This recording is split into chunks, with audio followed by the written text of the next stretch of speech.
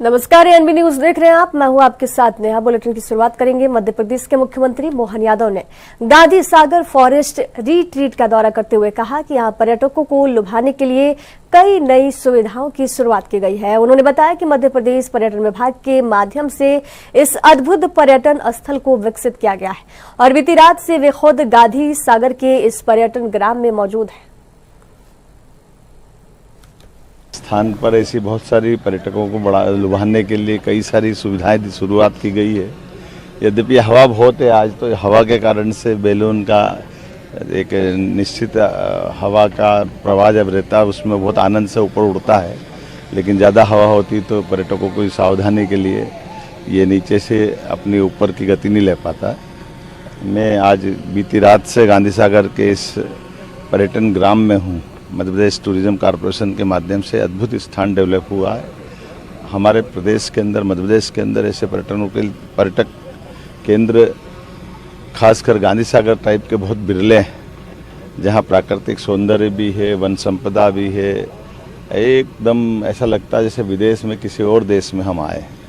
मेरी अपनी ओर से आज हमारे साथ माननीय सांसद सुधीर गुप्ता जी, माननीय विधायक चंद्र सिंह सिसोदिया जी और सारे मित्रों के साथ हमने बीती रात यहाँ गुजारी। मैं आपसे माध्यम से अपील करना चाहूँगा कि प्रदेश भर से, देश भर से यशस्वी प्रधानमंत्री का जो आह्वान है स्वदेशी का, उस स्वदेशी के भाव को जागृत करने के लिए विदेश के अच्छे से अच्छे स्थान से भी अच्छा स्थान।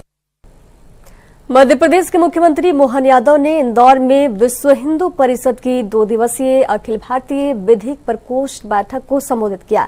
बैठक में देश भर के विधिक विशेषज्ञ और वकील शामिल हुए।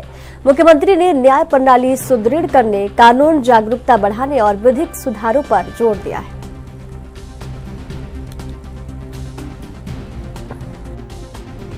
दुनिया में एक अद्वितीय पहचान रखती है और आज का दौर तो और ज्यादा आनंद का है।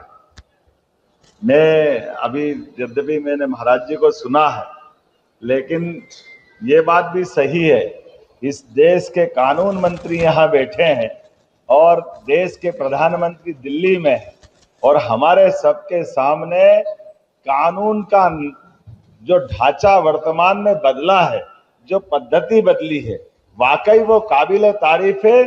सुप्रीम कोर्ट के चीफ जस्टिस आंखों में मूर्ति की बंधी पट्टी खोलते ही एहसास करा रहा है कि भारत का कानून आंख खोलने वाला है। ये आंख बंद करके न्याय नहीं हो सकता। महाराज जी, मुझे लगता है इसमें सारी बातें आ गई। ये पद्धति हमारी है ही नहीं कि शब्दों की चाशनी से चाय जिसको चाय जो चटा दो। शब्दों की चाशनी क्या होती? अंदर की पवित्रता होना चाहिए, पंचों का न्याय होना चाहिए। हमारी हजारों साल पुरानी पद्धतियां जिसके आधार पर आप तो बनारस में राजा हरिश्चंद्र से लगा करके विक्रमादित्य काल तक का क्या हमारी संस्कृति और क्या हमारा इतिहास है। और जब ये मैं बात कर रहा हूं तो हम तो विश्व हिंदू परिषद के बैनर तले बात कर रहे हैं और विश्व हिंदू परिषद ने जब ये अभी अलग अलग विषय आए, मैं दोहराऊंगा तो नहीं, लेकिन ये निश्चित रूप से माननीय प्रधानमंत्री जी को धन्यवाद देना पड़ेगा। इंदौर की इसी छत्तीसगढ़ के उप मुख्यमंत्री विजय शर्मा ने दंतेवाड़ा में आईईडी ब्लास्ट में घायल हुए जवान से मुलाकात की। घायल जवान दंतेवाड़ा की 195 बटालियन का हिस्सा है, जो अपने नियमित काम पर निकले थे, तभी आईईडी विस्फोट हुआ। इस घटना में जवान का बायां पैर क्षतिग्रस्त हो गया था। विजय शर्मा ने डॉक्टर और परिवार से मिलकर बताया कि जवान अब खतरे से बाहर हैं। उप मुख्यमंत्री ने कहा कि राज्य सरकार पूरी दुनिया में आईईडी का पता लगाने के लिए बेहतर तकनीक की तलाश कर रही है, ताकि भविष्य में ऐसी घटनाओं को रोका जा सके। सीआरपीएफ 165 बटालियन दंतेवाड़ा के 195 बटालियन दंतेवाड़ा के जवान मुकेश आलम जी हैं। कल परसों ये हुआ था कि एक रूटीन के काम पे निकले हुए थे और उस समय आईडी ब्लास्ट हुआ तो उनका बायां पैर क्षतिग्रस्त हुआ है। मैं डॉक्टर से मुलाकात किया, मैंने उनके परिवार से मुलाकात की, उनसे भी मुलाकात किया हूं, तो वो खतरे से बाहर है। फॉरेन पार्टिकल जितने भी बॉडी में थे सब निकाल लिए गए हैं। ऑपरेशन भी सक्सेसफुल हुआ है। लाइफ थ्रेटनिंग कुछ नहीं है। परिवार को परेशानी थोड़ी तो होती है, लेकिन जो जो प्रावधान हैं, प्रोविजंस हैं, वो सब तो किए ही जाएंगे। अतिरिक्त भी मैंने ये कहा है कि आपकी चिंता सब कर रहे हैं, माननीय मुख्यमंत्री जी माननीय केंद्रीय गृह मंत्री जी भी कर रहे हैं। आप लोगों को जो भी विषय होगा, मैंने नंबर छोड़ा है, मुझे जरूर बताएं। सर, गरियाबंद और छत्तीसगढ़ के कांकेर जिले से खबर है, जहां 47 बटालियन बीएसएफ के जवानों ने नक्सल प्रभावित इलाकों में 14 फीट ऊंची नक्सल स्मारक को ध्वस्त कर दिया। पंखाजूर के जवानों ने भारी बारिश और दुर्गम जंगलों में ऑपरेशन कर वाटेकल और पानपम्मी गांव में स्थित नक्सली शहीद स्मारक को उखाड़कर नष्ट कर दिया। कमांडेंट विजेंद्रनाथ गांगुली के अनुसार बीएसएफ का उद्देश्य नक्सलवाद को पूरी तरह खत्म कर विकास और शांति को बढ़ावा देना है। जवान स्थानीय प्रशासन के सहयोग से लगातार इस दिशा में कार्यरत है।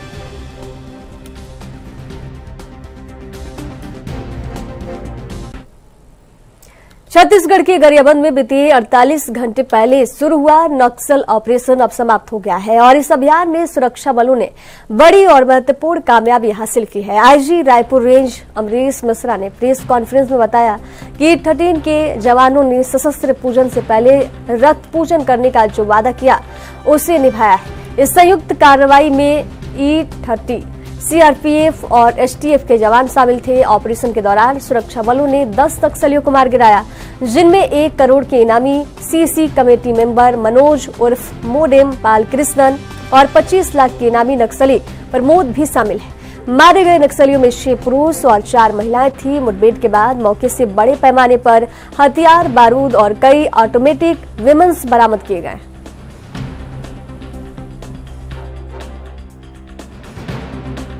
इन्होंने सरेंडर किया हुआ था। यही लोग सामने बैठे हैं, E30 की फौज बैठी हुई थी।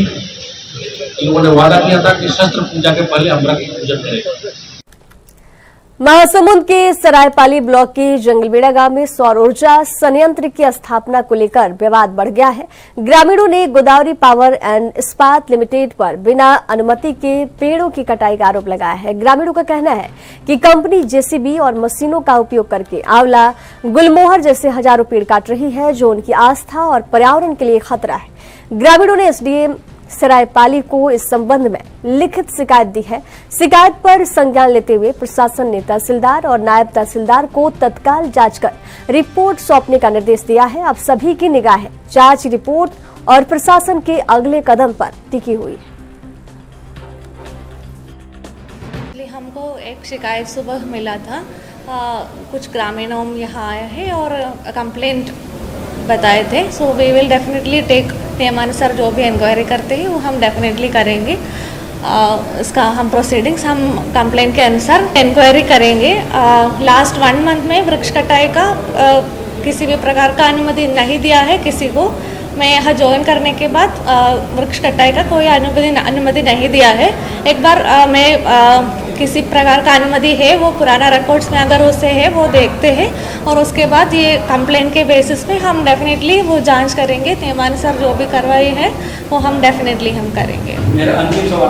एक तरफ तो प्रधानमंत्री और मुख्यमंत्री जो है मां के नाम एक पेड़ लगाकर पूरे देश में जो है पेड़ लगाने को प्रेरित कर रहे हैं, वहीं दूसरी तरफ जो है कई कंपनियां ऐसी हैं जो देश के और राज्य के अलग अलग हिस्से में जाकर जो है पेड़ों का जो है दोहन कर रही हैं। दूसरी तरफ हम ये सीख सकते हैं कि अपना स्वार्थ सिद्ध करने के लिए जो है बड़ी कंपनियां किस प्रकार जो है शासन प्रशासन के निर्देशों को में रख कर और उनके निर्देशों का उल्लंघन कर अपना, कल तहसीलदार साहब भी सरायपाली से आए थे और चलिए इसी जगह हम मौजूद हैं, आपको दिखाने का प्रयास करेंगे कि किस तरह से जो है पेड़ों को काटा गया है। और इसी बीच में हम कुछ ग्रामीण भी हमारे साथ जुड़े हैं, उनसे चलिए चर्चा करते हैं, बात करते हैं कि ये सारी समस्याएं क्यों हैं और क्या करनी चाहिए और शासन प्रशासन से क्या मांग है इनका।